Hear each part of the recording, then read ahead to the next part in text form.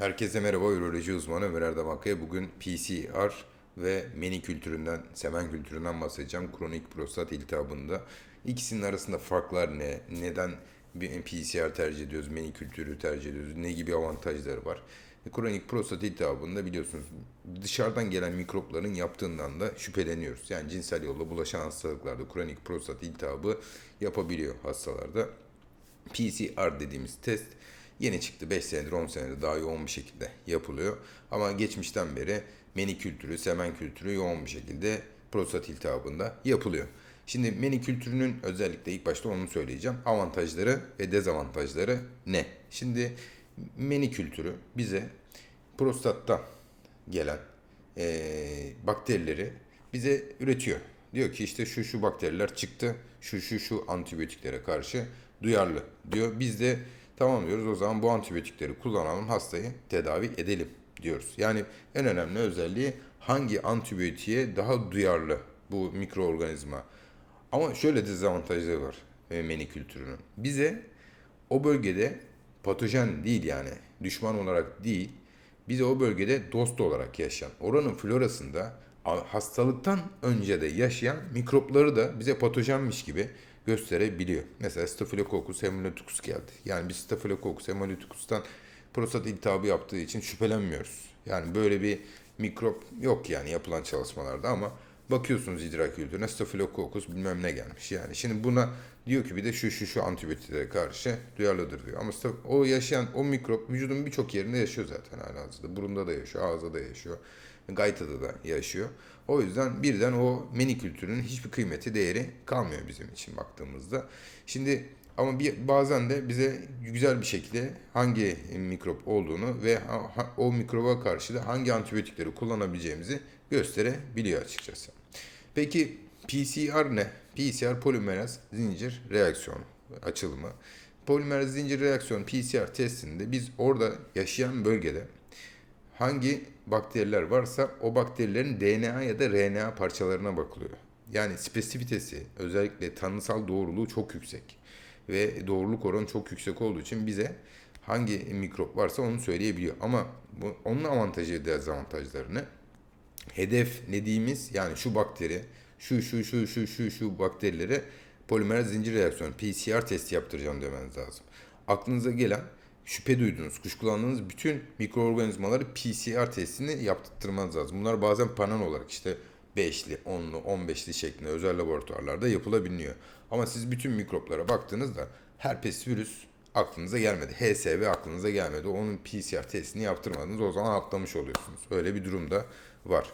Ve oldukça pahalı olduğunu söylemek lazım. Her yerde yapılmıyor. Özel kliniklerde, hastanelerde de yapılmıyor. Özel laboratuvarlarda yapılıyor. Üniversite hastanelerinde dahi yapılmıyor. Aslında yapılabilir ama maliyeti oldukça yüksek olduğu için yapılmıyor açıkçası. Ve dediğim gibi mesela özel laboratuvarlarda bile mesela PCR testi yapılıyor. Mesela herpesinkini koymamışlar. Herpesinkini ayrı istemen gerekiyor. O da tabii oldukça maliyetleri yükseltiyor.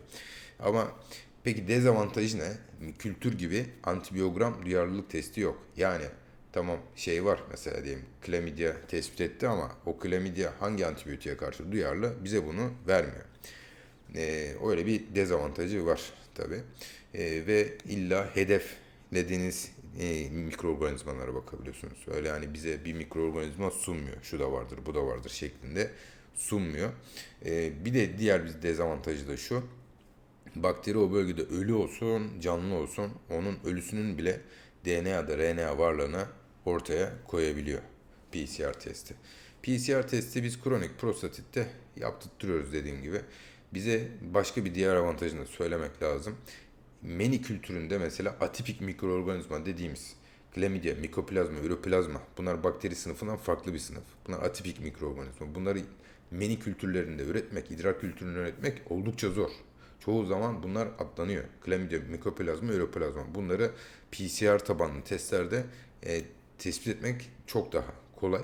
Ha diyeceksiniz ki zaten ben Chlamydia, Mycoplasma, Uroplazma gibi mikropların antibiyotiklerini zaten kullandım. Ama iyileşmedim diyeceksiniz. Ama şöyle de bir şey var arkadaşlar. PCR testsiz antibiyotikleri kullandınız. Biz PCR'da Chlamydia tespit ettik. Diğer mikroorganizma tespit ettik. O zaman sizin aldığınız antibiyotik ya prostata nüfuz etmedi ya da orada başka bir antibiyotik deneme şansını veriyor bize baktığınızda. Ya da nüfuz etmediğini kabul etmek lazım. Neden? Çünkü zaten halihazırda şunu zaten biliyoruz. Sizin içtiğiniz ya da damardan aldığınız bir antibiyotik prostata, semen sıvısına çok az geçiyor zaten. Yani o yüzden biz prostat iltihaplarında antibiyotikleri çok uzun, aylarca kullandığımız, bir ay, 2 ay kullandığımız ve bununla beraber prostat masajı yaptığımız, ozon tedavileri yaptığımız, şok dalgası tedavileri yaptığımız hastalar o yüzden var. Zaten prostatın içerisinde yüzlerce kanal var ve o kanallar eğer minik kalsifikasyonlarla tıkalıysa şok dalgasıyla bu kalsifikasyonları kırıp kanalların açılması falan sağlanabiliyor. Ya da ağızdan ya da damardan alınan antibiyotiklere ulaşmazsa oraya ozon tedavisiyle o bölgenin antibakteriyel etkisinden faydalanarak ozonun tedavi sağlama şansımız olabiliyor. Bir de şu var. Mesela diyelim ki PCR'da herpes saptadınız. İdrar kültüründe virüsleri saptamanız mümkün değil. Bu atipik mikroorganizmalar dediğimiz Chlamydia mikoplazma gibi mikropları saptamanız mümkün değil. Yani idrar meni kültüründe virüsleri tespit edemiyoruz arkadaşlar. Diyelim ki PCR'da herpes tespit ettiniz. Herpes virüsüne karşı bir tane antibiyotik var zaten. O da Valtrex denilen bir antibiyotik arkadaşlar. Onu kullanmanız gerekebilir. Valtrex'te herpesi tam ortadan kaldırmasa bile oldukça ciddi bir baskı kurabiliyor hastalığın üstüne. Yani sonuç olarak PCR'ın hem avantajları hem de dezavantajları var. Her hastaya PCR yaptırıyor muyum peki? Genellikle arkadaşlar şüpheli cinsel ilişki öyküsü olanlarda yaptırılabilir. Ama çok geniş spektrumlu antibiyotikler kullanmış, birçok antibiyotiği kullanmış hastada açıkçası PCR yaptırtmıyorum ben de. Neden? Çünkü zaten hasta bunları defalarca almışlar. Defalarca almışlar. Ama hani derse ki hasta hocam ben illa yaptırtmak istiyorum. PCR pahalı bir test arkadaşlar. Yani herpesten şüpheleniyorsam zaten herpesin de tedavisine başlıyorum arkadaşlar. Açıkçası. Ama PCR yaptırmak isteyen hasta olursa yaptırtıyorum. Ya da daha detaylı değerlendireyim derse yaptırtıyorum. Oldukça pahalı arkadaşlar. Şu anda fiyatını hakkında bir şey söylemek zor çünkü video değişiyor, sürekli fiyatlar değişiyor ama meni kültürüne göre oldukça pahalı bir test. PCR testi bazen oldukça avantajlı sonuçlar verebiliyor bize. Ama onun dışında bu mikroorganizmayı tespit etmekle kronik prostat iltihabı tedavisi bitmiyor ne yazık ki.